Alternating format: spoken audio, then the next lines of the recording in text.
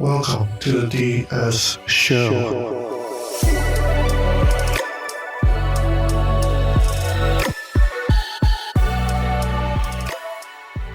Hey everyone, welcome back to the DS Show. We're here in our next episode. I'm with my good friend Misbah Ansari from MizLogix. He's joining us today.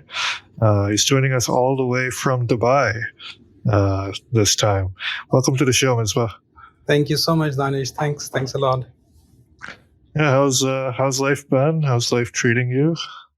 Yeah, good. You know how the Anaplan world works, so it's tough. There are a lot of things that's going on. So yeah, sort of moving things here and there, juggling things. But yeah, so far good. So far so good. Yeah. Good to keep busy. Yep. All right. Well, for those who may not know about your story, Misbah is one of the more recognized faces within the Anaplan ecosystem, particularly on Anaplan Community, especially over the past several years. Misbah's been a great ally, a great friend.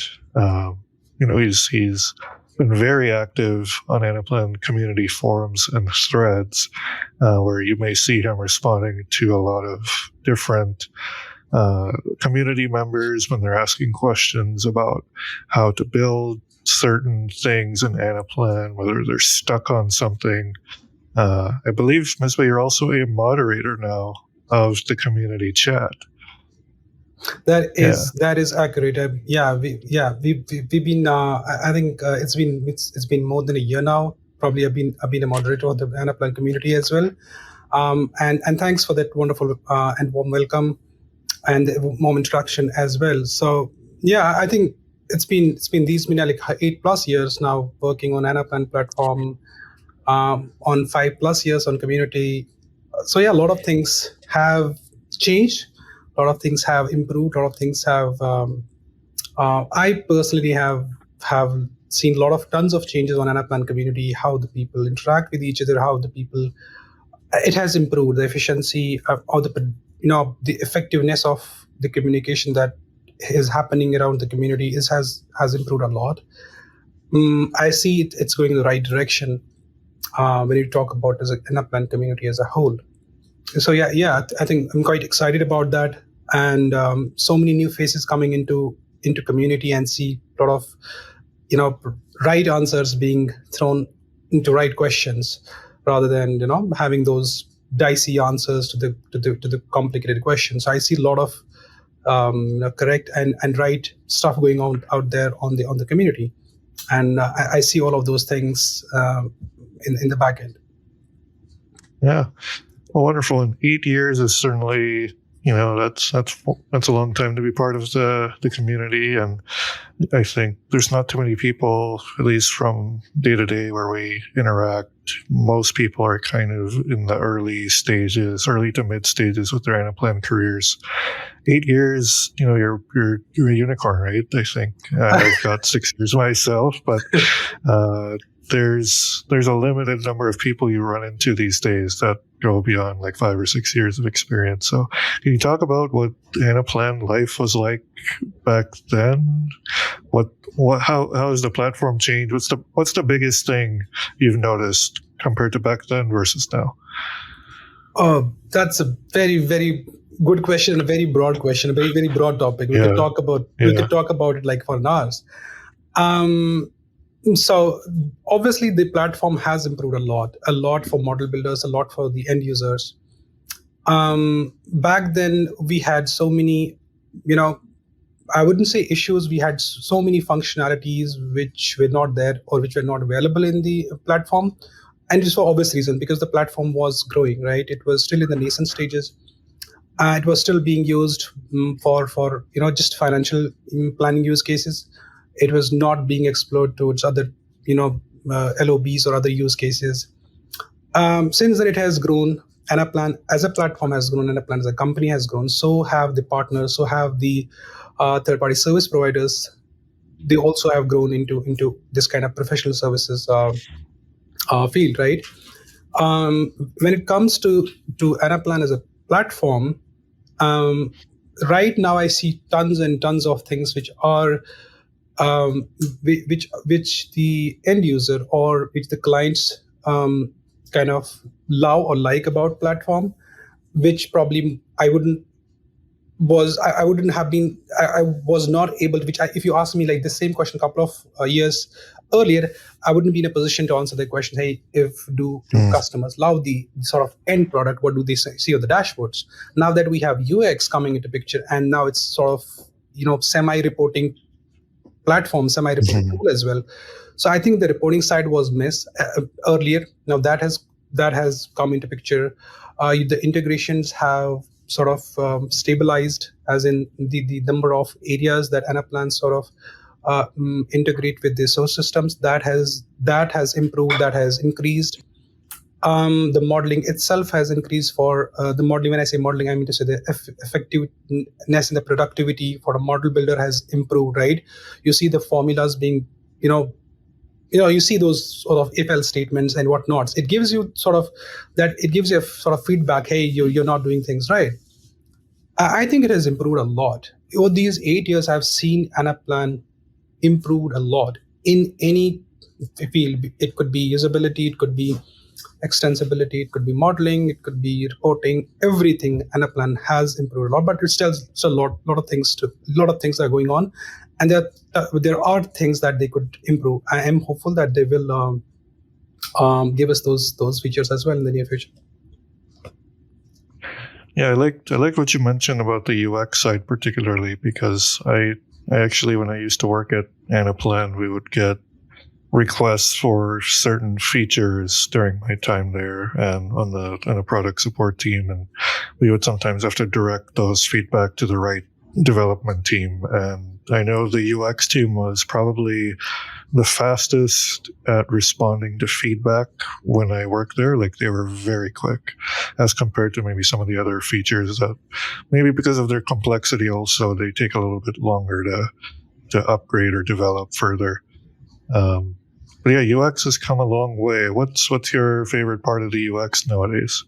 I do not have any favorite part about UX, but I do like the way you can minimize the sort of optimize the real estate of the dashboard. You see those big gaps between the cards. Now you can trim it down, right? I love that feature. I wanted that because I always felt that we were wasting the real estate of the dashboard, and we're not optimizing it. We're not using it just because, for due to X, Y reason, like the name is big and then it pushes down your grid, those sort of things. And it sort of, and the first grid that you see for the user is, you still have to scroll down to see your first grid. So I think that I really love that, that it's a small feature, but I personally love that. I always wanted the customers to come there and check the data, up top, not, they do not have to scroll down to look at their data points. So I think that is wonderful for me. I think there are a lot of other features that came in, but if I had to pick, I would say this is like a small feature, but I absolutely loved it. And there are other things that you can conditionally format your rows, time ranges, the time horizon, the columns, vertically, horizontally, headers, everything. I mean, you could literally change the coloring of the entire dashboard. So I think those are other features as well. But I think on the UX front, this would be the top first, and the second one I would call for the image repository. That's one thing that I loved.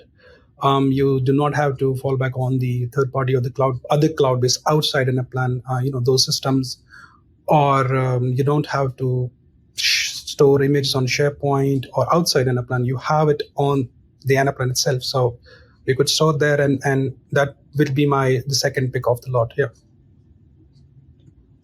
Yeah, that's wonderful. I think they certainly have upgraded a lot of different areas when it comes to the UX. And yeah, I remember too, on Community, we used to get a lot of UX related questions as well. How do you do this? How do you do that? And I think certainly now it's becoming a lot more natural to build on the UX, whereas maybe earlier in its life cycle, there were still some things that you wished were there.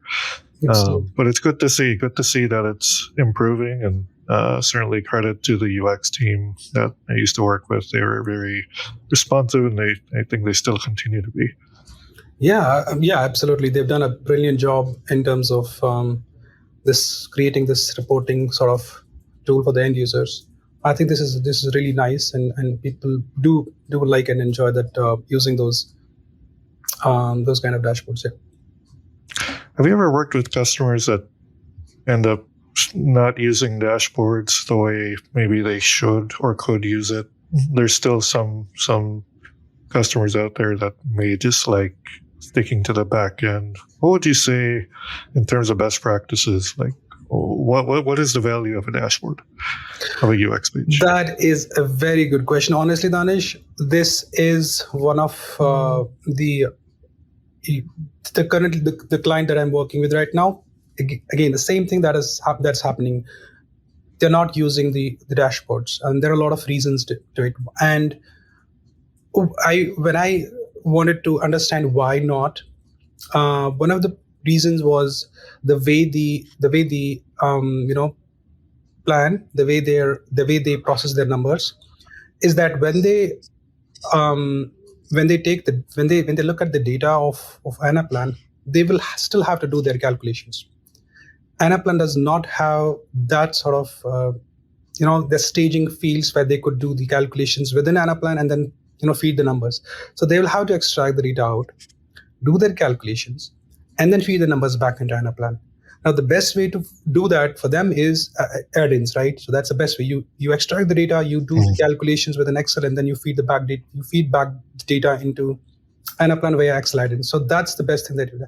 I think apart from that, if any end user or if any client is not using the UX dashboard, could be because there is a better reporting tool, which is like Tableaus or likes of Tableaus, right? If not, then it certainly is the case of the sort of the adoption needs to happen. And I mean, you'll have to have if they're used to some other dashboard or some other reporting tool or some other, let's say Excel related reporting tools, right? Or any reporting tool for that matter. Then you will have to push and say, hey, you got that kind of reporting tool where you could leverage this one. I think if you exclude those two reasons that I just mentioned, I think it has to be then the sort of change management, the adoption. You will have to sort of push and say there are dashboards, or there is a UX for Anaplan which you could leverage. One other reason is under that lot, if you exclude those two reasons, one of the other reasons is that people want to customize their own dashboards, and customized dashboard in UX, I have not seen clients heavily using that My Pages, aka customized dashboard. I have not seen end users using that sort of my pages effectively or use it all. I mean, forget about effectively. They don't use it all. So that's one thing where I have been sort of pushing the clients to start using or start at least exploring that kind of field, see how end users can customize their own dashboards. I mean, it could be one of the reasons, hey, I don't want to take a look at the data the way you have presented it, right? I don't want to sort of go up the dashboard and start picking up the selectors. I just want to have everything in my rows or everything in my columns. So they don't know they could do it, right? So you will have to tell them that there is a feature or there is a functionality that is there. So all of these things, I think, are the major reasons that people do not like or do not even know that that there is a UX or there's a dashboard that can be leveraged, used for the reporting purpose. I think there could be varied reasons, but I found some top 3-4 reasons that end users do not or clients do not use the dashboards and Anaplan dashboards.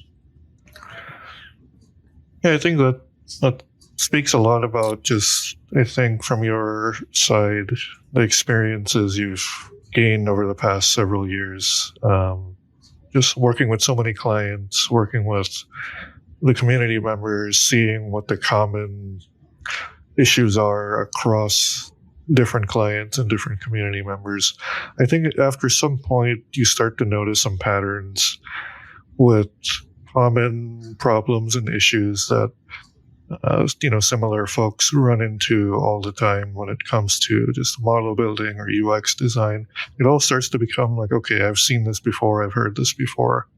And for someone like yourself who's been very active on the community, what motivates you to keep giving back? It's the way I have come. The way I have started. It's the story that you share with the community, right? You got an awesome story as well, right? I personally feel that I too had a very sort of not so great start when it came to Anaplan, because I was not from this field. I was not from the technical side of the world. I was from the other side of the world. I was more of a business person, right? So when I was introduced, when I was exposed to the technical side of the world, I was literally exposed. And this was not something that I had an expertise in. So I did not want to take it, and it was pushed to me. Hey, so you have to take it of XYZ reasons. And then I picked it up, and it was very slow. The progress was very slow. The reason for that slow progress was I did not find enough collateral or documentation or my mentor back then in 2015. Due to limited availability, I did not know the Anaplan community existed even then. I did not know who to talk to. I did not know where the resources are, who could teach me, right? So all of those factors, sort of, when I felt that I can handle things on my own without any help from my solution architect or from any expert, then I realized that it's time to give back to the community. It's time to give back. It's time to help people who probably might go through the same journey or route that I have been going through. I do not, and I felt that they should not be doing that. They should not be going through that kind of pain that I've gone through. And I started, checking what are the loopholes or what are the pain points that I felt I had, and then I started, documenting those. I started providing answers to the community questions and all those kind of things. But apart from that, I felt there is a serious mess wherein people have to start looking at the documentation. And I started preparing the documentation, the back end, which I did not expose to the front end until I got the confirmation, hey, that looks good. And then I started that Planwell series, right? Wherein I saw the responsibility for any community member to start, giving it back to the community, how that works, right? It was if you remember that first Planwell was the PDF document, right? Mm-hmm. So whatever that had, it was for the year. So next year, if you want to upgrade that, so you will have to wait for another year to get that upgraded and then push that PDF out. So, and it did not have the explanation why that rule is, why that rule is there. There was no explanation. The rule was mentioned by, obviously, experts from the operational excellence group like David Smith and Rob Marshall, and likes of Rob Marshall, right? But it did not say why and how's, right? All those kind of things. And I found that I wouldn't say it was a mess. Probably you wouldn't want the Planwell to be like a 10-page or 20-page document. Sure. I felt that it could be documented in a separate document and then feed it to the community members or people or the junior model builders. They can fall back on the on those kind of documents. I did not know back then that it would be picked by the Anaplan team to showcase that in the Planwell. I had no idea if that could have happened. But fortunately, it did. I got a very positive response. I was approached by Anaplan team and to see if that can be used on the digital Planwell when Planwell 2.0 came into existence, right? So eventually, it made its way into the Planwell 2.0, and I was really happy and excited to see that, hey, people are getting benefited. Whatever I've been doing, people are getting benefited out of that. And I've seen so many, examples. I think of, I was in the meeting with not the meeting. I was in the call with the Anaplan guys as well. And one of I think somebody told me that, hey, you answered my question. I'm not sure if you know that. So it felt nice. I mean, obviously, you do not know, you do not look at the profile of the person who's asking the question. You answer the question, right? So you may have touched a lot of lives without even you realizing that you have already touched so many lives. So I think that is what matters, and that makes a difference. As a person, you feel that you contribute to the community. As a professional, also you feel that you've contributed to the community, and that gives some sort of content in me. Yeah, I think that's really wonderful, because I think sometimes we all get so busy, and I'm sure you must have had some busy periods in your life as well, where sometimes giving back becomes a little bit tougher, in certain parts of your life. But I think it's a testament to just your values and your character to want to give back and share, because you've been in their shoes and you know what it's like when there's not much help available. But I did want to ask you, actually, who's been your mentor? Like, as you were coming up, is there anyone that's been instrumental in helping you in your journey? See, I would when I started my journey, I was part of a company called McAfee. Back then, it was called Intel Security Group because Intel had acquired it. So I had a manager whose name was Hari. I believe he is part of Anaplan now, but I'm not sure. I could be wrong as well. He was a couple of years back. So I think first reaction, the first person that I would like to call is Hari, obviously, because he exposed me to the to Anaplan, and then from the lot of, if I say overall these 8 years, I will have to say Rob Marshall from Anaplan OEG team, right? He has been he has been so helpful, and he has been so instrumental in shaping my whenever I had things to discuss about Anaplan as a whole. I mean, the areas that I felt were sort of to be discussed, right? He was the person. He's the go-to guy. I discussed those things with him. So I think I will have to, it wouldn't be fair if I do not say his name. I don't think anybody else has helped me the way he has, or the way Rob Marshall has. So I will say yes. Rob Marshall is the one who I can call out. Yeah, shout out and kudos to Rob Marshall. Yeah. He's a mutual friend of both of ours. And he's a fun personality. He's got a great story. Yeah. He's got a great story himself, actually. I know he's been very instrumental as part of the plannual development. Yeah. He's also very active himself on community. So he's just a great personality. He's a great person, yeah. We're happy to have him as part of the Anaplan world as well. Absolutely. Yeah. When you think about now your journey, right? I think you're now based in Dubai. Currently, right? yes. So yes. Explain how that came to be. Like what took you to Dubai?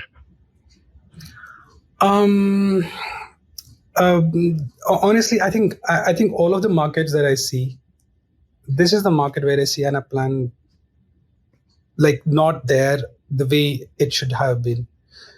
And now you could say, hey, what are you going to do about it? So obviously, I'm not going to change. I'm not going to change the way Anaplan, the way companies use Anaplan, or the way Anaplan pushes its platform product Anaplan to the customers. Obviously not. But I'm just trying to gauge the understanding of how Anaplan could be used, leveraged in this sort of market. There are so many companies which could get help from Anaplan, which could benefit from Anaplan as a platform. So I think the whole understanding is to get the market vibes, how the market is behaving, what all different industries are exploring or flourishing out here, and how does Anaplan come into picture in that kind of a world, right? So all those kind of things. It's not something that now I want to push Anaplan. Hey, Anaplan, this is the platform, and now why don't you start working? Obviously not. It's not a one-man job. It's not the one, it's not one team's job. It takes years and tons of dozens of teams to sort of work together and see these kind of things going on. But why am I here is because I wanted to gauge the understanding of what's going on in here and to see how Anaplan can fledge. I have a feeling, that's my gut. I could be wrong as well. I had this feeling that the Anaplan could be 10 times more bigger than it is right now in this part of the world.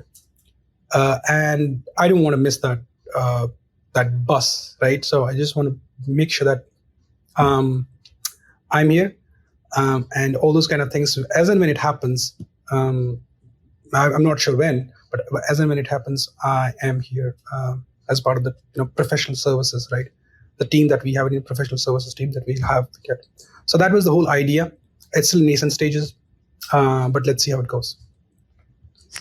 Yeah, well, certainly wishing you the best when it comes to Dubai. I think, Misbah, you could be part of that, actually.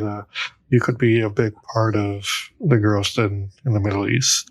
Thank you. Yeah, I mean, the idea is something like that, but we just hope for and do our best. So that's all we can do.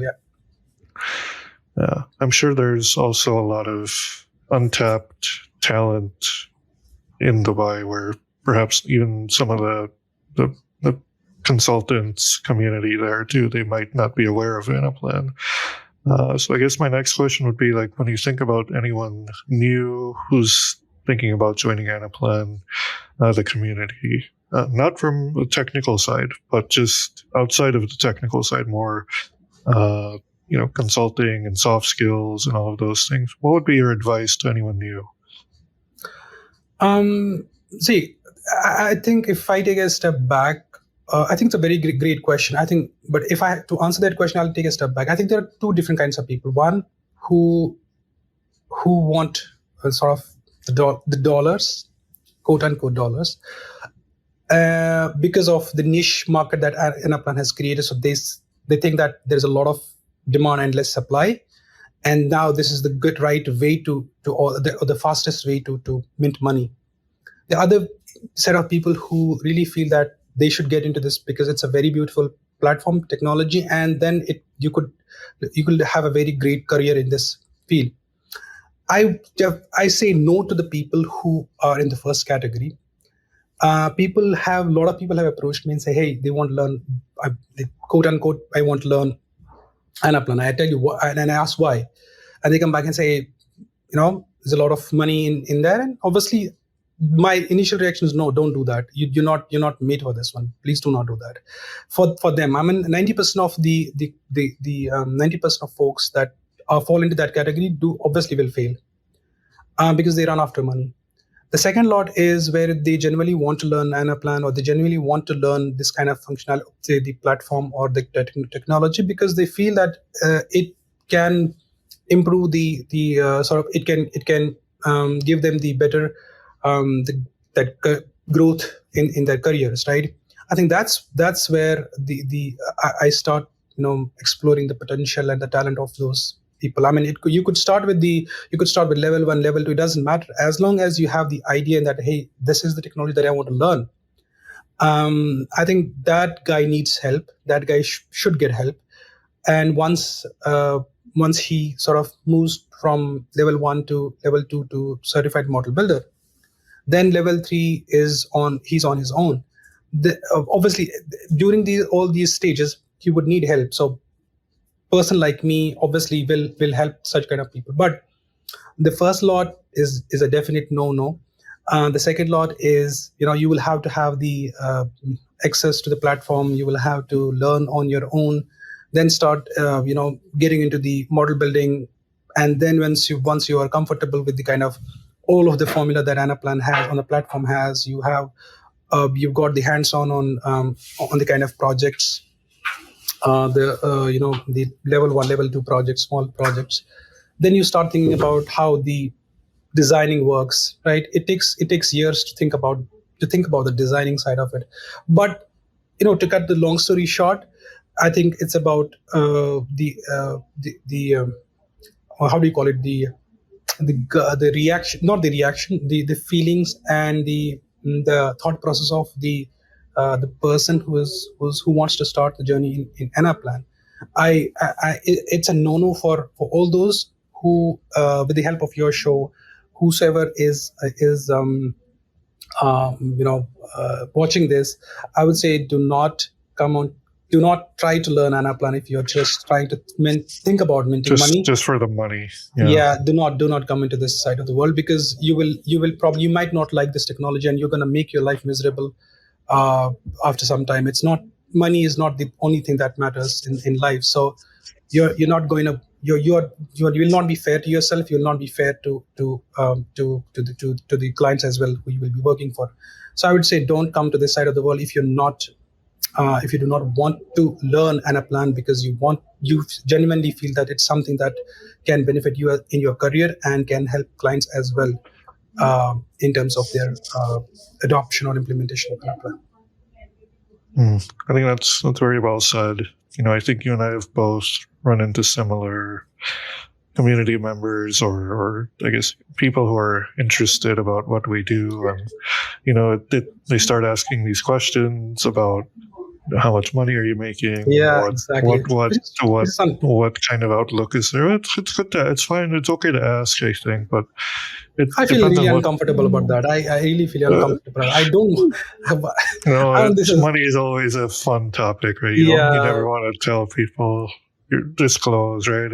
But I think just for your motivation to learn, right? I think exactly. It's important to know why are you starting. Exactly. I could be earning, let's say, I could be earning $100 and I'm giving out 99 for expenses. Does not mean that that 100 is in my pockets, right? So I think money is not the question. And by the way, I think I read your, I think it was you, right? I saw it on in LinkedIn that you mentioned it's better to have client happy than to have more dollars in your accounts. I think I really love that. Love that. I think that's the whole. We again, I mean, we come from the same sort of mindset that, hey, it's not something that you should be after. It's something you have to, or make your client happy, make your client feel happy that you are giving over and above that what they are supposed to get. I think that's the whole intention, and it's all about the love of the platform. When you love the platform, when you love your technology, when you love what you do, then only you'll be able to do that. Yeah, exactly. I think that post came from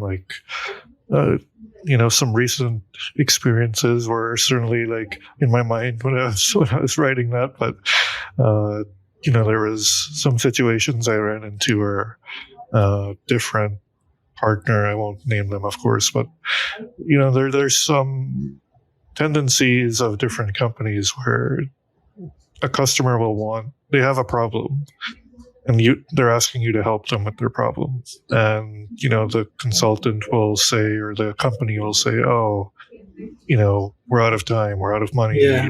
It's going to take too long, this or that, whatever the reason is, right? And at the end of the day, the customer will be left feeling like their issue was not resolved. Exactly. And I feel like that's something which I think I know from obviously your story with the community and giving back, just where I come from. That's just something from a motivation standpoint. I could never feel satisfied if I had a customer that was not happy with the work I gave them. Yeah, absolutely. I mean, see, this is something which you will have to think about. Hey, what are you doing it for? As I said earlier, after a certain point in time, when you have that kind of money in your bank accounts, and if that still does not make you feel happy, then you're not doing it for. I mean, then the money doesn't matter. I mean, it doesn't matter because you have already gotten that money, and now that you're still after the money. So at a certain point in time, you'll have to think about what are you doing it for. So it's definitely does not have to be money. Money should be the last factor of doing what you're doing. It has to be the profession that you love, that you will do, the work that you do.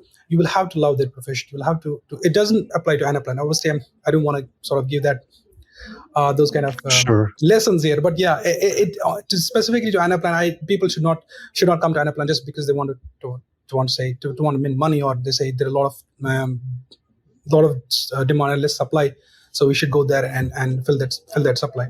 I don't think people should be doing that, but yes, I think I've run into a similar situation like you did. Probably, I think we run into a similar situation where people start thinking about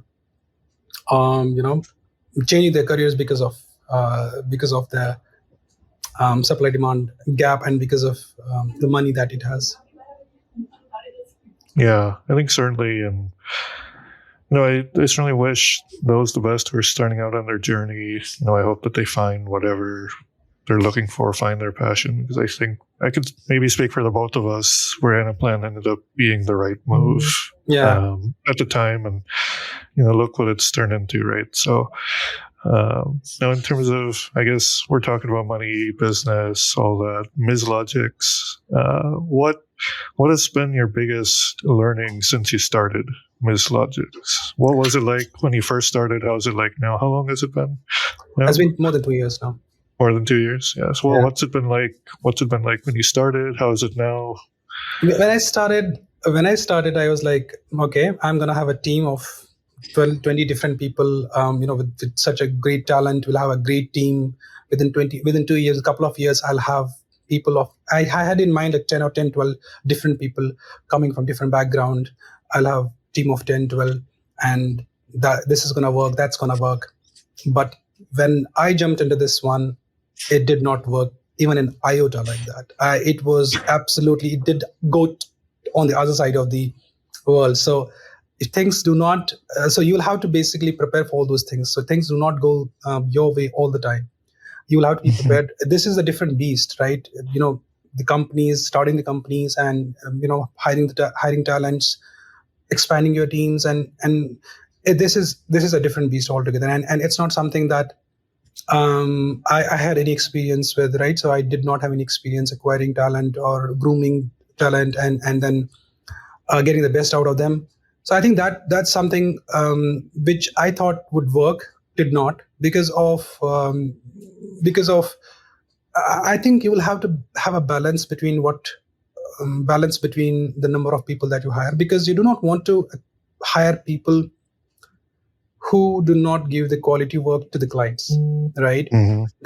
Then what is the difference between the ones who do not give quality work and the work that you think that you are proud of doing that quality work, right?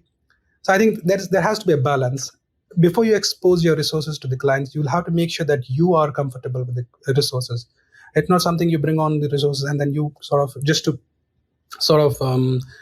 keep minting money, right? So you get the resources onto clients and start charging the client. I think it's not something that it works that way. And I have personally not been comfortable doing that. So I think the first learning that I've seen is it's not, the world will not work the way you want it to work.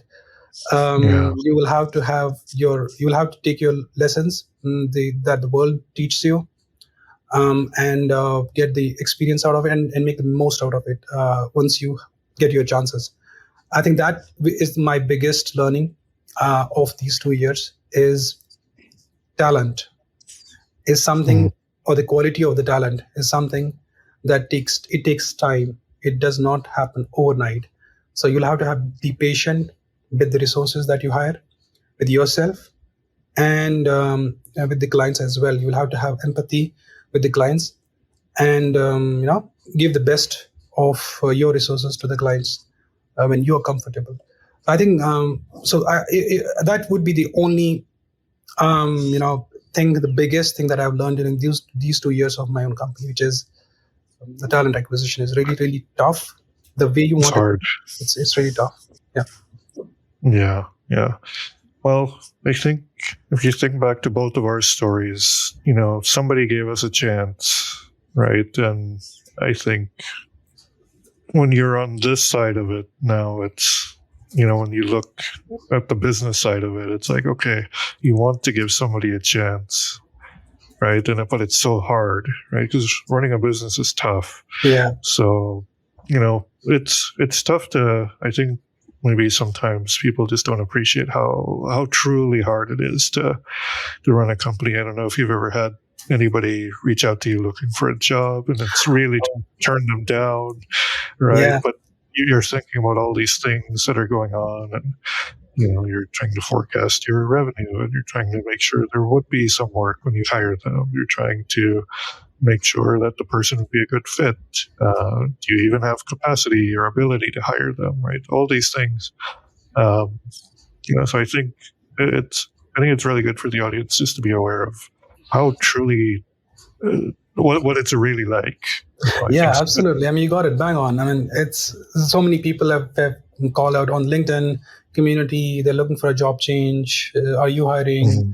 Those sort of things, right? So I think, as I said earlier, you will have to have a balance between what you're doing, right? What you're doing, and then what you want to do, and what you want to basically the supply demand balance. So you'll have to take the judicious call on that one as well.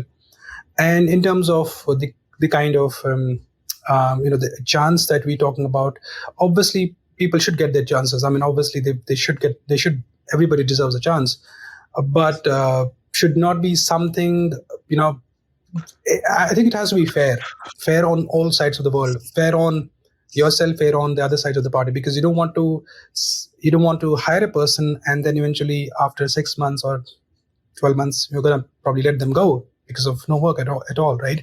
So you want to have a long-term vision of what you are going to do, and then try to bring good people on board. I've seen so many people bringing in fake CVs, bringing in fake experiences. If one funny incident did occur to me, wherein when I was interviewing a guy, I could hear the background noise, and he was trying to sort of move lips, thinking that he's gone mute, or he's speaking something and then I'm not able to listen.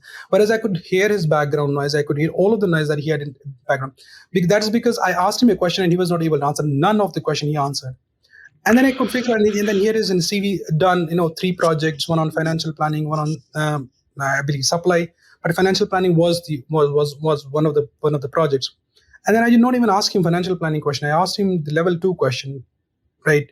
He was not able to answer that. I think then he started doing all these kind of things. There was a very funny incident. I recorded him. I recorded him. I just want to say this is not cool. This is not at all.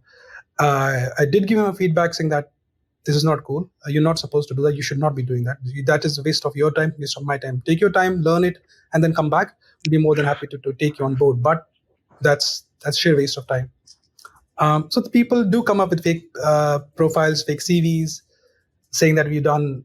If people say genuine things like, hey, we want to learn Anaplan, I do not have experience, can you give me a chance to learn? I will do my best. I think that's sure. That's a fair idea, right? That's fair. Yeah. But you have a level 2 experience, level 2 as in you just learned level 2, you just passed level 2, and then you show in your CV that you've done. Yeah. That's not something you should be doing, and that's something that I hate the most. Yeah. Well, I think that's actually something you're reminding me of something too, because sometimes as consultants, you don't have every answer, right? When you're working with clients. And sometimes I've seen other companies where instead of saying, I don't know, or let me get back to you, let me think about it, they will want to be looked at a certain way. The optics of how they look versus being honest, right? When you don't know something and getting back to them. I think there's a balance there, right? Yeah.